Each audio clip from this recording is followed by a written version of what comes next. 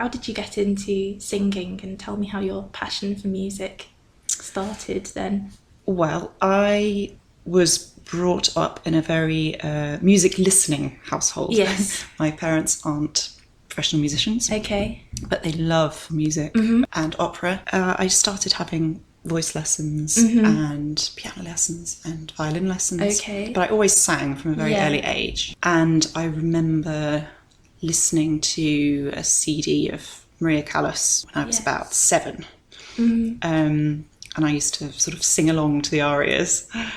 And I think even at that early age, I sort of knew I wanted to be an opera singer. And and then it sort of started with, all the different voice lessons I was doing. The school I went to wasn't particularly musical, although they had a good music department, but there was a choir and an orchestra. But I grew up in Devon, so I was living on a farm in the middle of nowhere. Wow. And my school, which was great as well, but it was a very long commute. It was an hour commute on a bus through country lanes. Okay.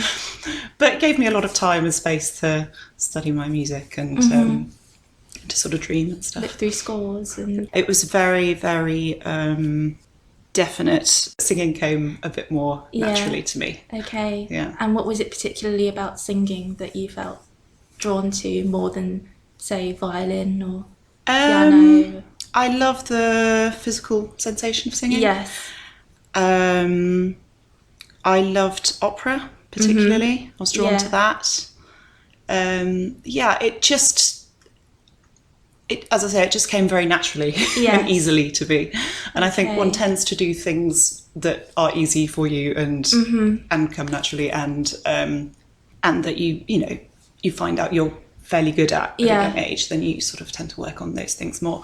So I think for me, that's how it sort of started. Okay. Yeah. So what were you like as a student then? Were you more drawn towards creative pursuits and musical pursuits, or were you academic as well, sporty, or? I would always be in the music room sort of either composing or singing or with string orchestra or doing anything musical. And then when I was about 15, I think, I joined the National Youth Choir. Okay. And that was amazing because it felt like I'd sort of found my people. Where all these like-minded people who enjoyed singing as much as I did.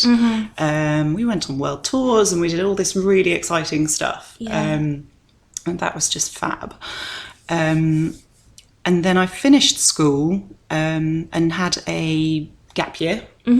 And decided to go to Italy and worked as a street musician for a year. Which is not what I expected to do in Italy, but it sort of ended up that way. What were you planning to do? Just more studying, or? No, I went out there to be an au pair, but it didn't work out. And just to learn Italian, really. My purpose was to improve my Italian and, which would then help my singing. Of course. But the au pairing didn't work out. So I started working as a street musician, which I'd done a little bit in the UK. Okay. And I spent a year doing that in Italy, mainly in Florence.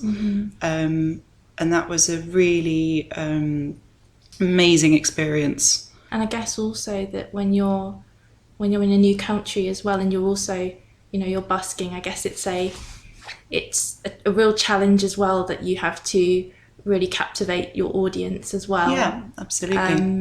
And were you mainly singing opera, the Venetian classics? And no, I've had a sort of set of about 5 or 6 arias that I sort of rotate. I had an amplifier. I had music -1 orchestral accompaniment. Yes. Yeah.